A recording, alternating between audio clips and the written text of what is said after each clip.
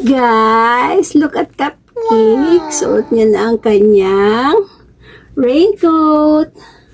Ito yung pinili namin na design, camouflage. Tapos naka-expose ng kanyang buttocks para syempre pag chuchorba siya. Tapos ang kanyang, expose din ng kanyang king. Pwede din ito sa males. Ayan. At meron pa siyang hoodie. Look. May hoodie.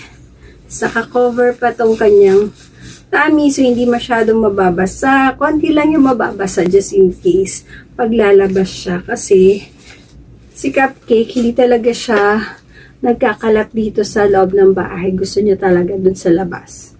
Nasanay na siya. So, kahit umulan at bumagyo, kailangan namin lumabas para makapag-business siya. And lagi siyang nababasa. Of course, may ulan. Wala naman, kahit payungan mo siya, mababasa siya, diba? So, yun. Good thing nakabili na kami nitong raincoat finally. And mukha naman siyang durable. Feeling ko nag-glow ito pag may mga sasakyan tapos gabi na. Yan. So, siya, ilalagay na namin ng link dyan. Get yours now. Yun lang.